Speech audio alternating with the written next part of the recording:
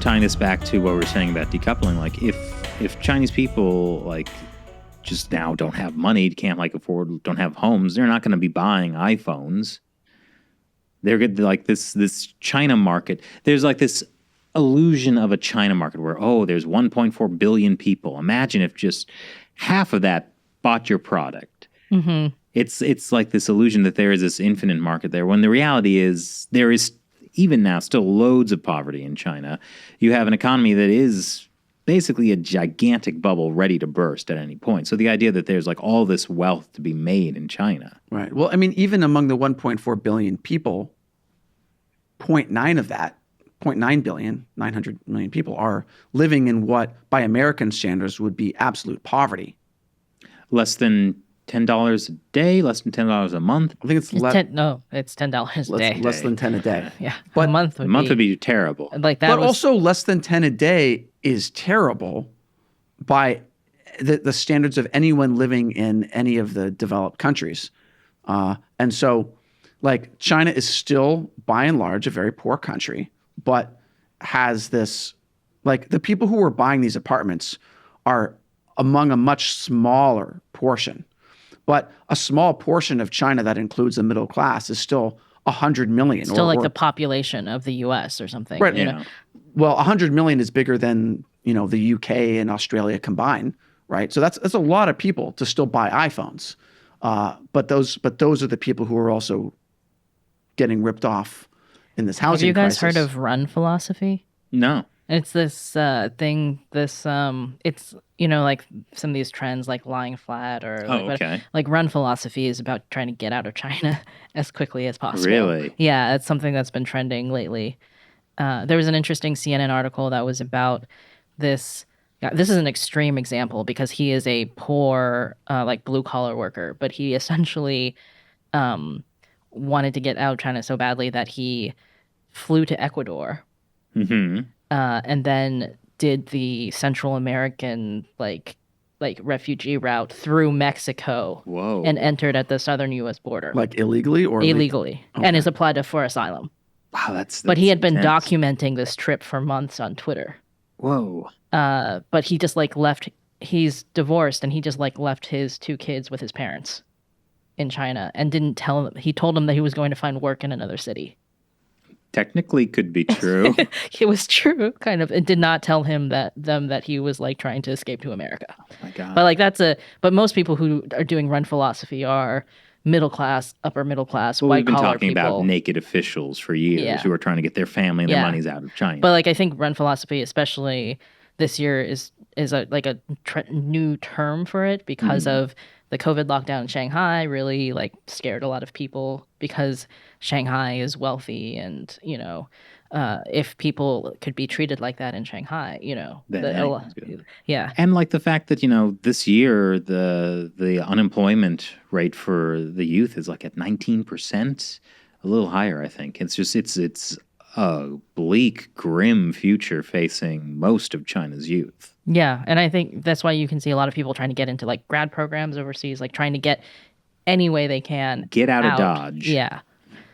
So it's not. I think this is only a problem that's going to get worse, and I wonder how this is going to square with the fact that according to several reports, it seems that they're trying to limit passports or revoke people's passports or cut they're really people's trying passports. to turn it into a giant prison. It's becoming like North Korea. It's not clear how widespread that is, but that's definitely happened. And what I wonder is when you have all of these a mass exodus of Chinese people leaving China because they come to the U.S. and are like, my gosh, the Chinese Communist Party, all of that is awful. How much will that impact American society? Will that be a big impedance for sort of the sea chain we need for U.S. companies to be maybe China isn't a safe investment. Well, maybe we should decouple. I think it could affect China more directly because one of the reasons why the overseas Chinese community has by and large not had a big impact on liberalizing China or overthrowing the CCP is that so much of the Chinese diaspora is still economically connected to China, still wants to travel back to China. They have business ties there. I mean, there are certainly quite a number of Chinese dissidents. and political refugees. But like by and large, that's not like the main thrust of the Chinese overseas community. A lot of mainland Chinese are, very wealthy people who benefited from this. Exactly. But for example, in the 1970s and 80s, overseas Filipinos were by and large against the Marcos regime. This is not the current president Marcos, but his father, the previous Marcos, who was a dictator. But my point is that like all the overseas Filipino newspapers were like super anti-Marcos, and there was this big like overseas Filipino like drive to end dictatorship and bring democracy to the Philippines. And ultimately it worked. And the Philippines, for all its issues, which are very real, but it still has a much better functioning democracy now than it did under dictatorship under Marcos, right? And so that was largely thanks to the overseas community. In fact, in China, during the end of the Qing dynasty, it was a lot of overseas Chinese who, were people leaving China, getting educated, and wanted to overthrow the Qing. And a lot of people were working on it from overseas, yeah. Right, like, Hawaii and in different places. And so, like, that change, like if you just get a critical mass of overseas Chinese who have left China under circumstances where they don't want to go back, they don't think they're going to ever be able to do business there, that's much more likely to be a positive force for change in China, or from the Communist Party's perspective, an existential threat. I do think that there was a brief period of time in which that was the case. It was just that the Chinese diaspora was much smaller, which is in the immediate aftermath of the Tiananmen Square massacre. Yeah, I mean, you went to that protest march with your father in 1989, right? Yeah, and my dad was apolitical, essentially. And he was planning on going back to China after completing his PhD because that's what he was supposed to do, right?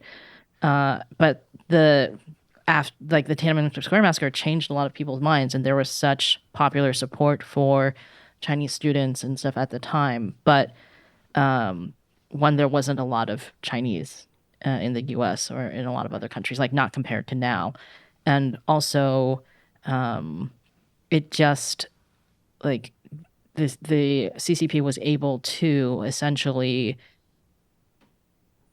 put on this whole thing about how they were changing and, like the economic liberalization, and did deals with U.S. businesses, convinced the U.S. government officials that they were going to open up, know. They didn't need much convincing. No. But like this, like it was a very different overall situation than how the world saw Marcos, right? Right. But also what's interesting is you mentioned that like, China had just been starting to liberalize, and your parents came in like the early 80s to the US, right? Yeah, mid-80s.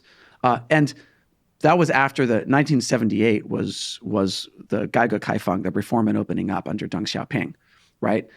Before that, what happened when people in China wanted to leave? They couldn't. By and large, they could not leave because China at that time was a giant prison. So it's easy to see that like, for a substantial amount of the PRC's history, the Communist Party had kept China as a giant prison from which you could not escape, or is extremely difficult to escape. And like, they may do it again because it's the same Communist Party. They just might use different rules or different reasoning. The passport restrictions that Shelley was mentioning. Yeah. So like, I'm just saying, like, I agree with you. And it's not hard to believe because China was once a giant prison. Well, this is why I think in the end, I mean, like just looking at like how the U.S. Commerce Department is doing things, I don't have much hope that the U.S. is really ever going to get its act together to stand up to the Chinese Communist Party on a societal level. I think what ultimately will bring about the change is, Chinese people themselves, like through this kind of diaspora movement and just the fundamental corruption and ineptitude of the Chinese Communist Party. I think it's going to be a situation like the Soviet Union where, till the day it collapses, you will have people in the West saying, oh, well, this is going to be around forever. We have to learn to work with them. I mean, I think there are going to be those people. Yeah. Are they always going to be the people in power? I don't know about that. Yeah, and we'll have to see what comes first. And Shelley, I need to congratulate you. You did not quit. You're not a quitter. I'm not a quitter. Not a quitter.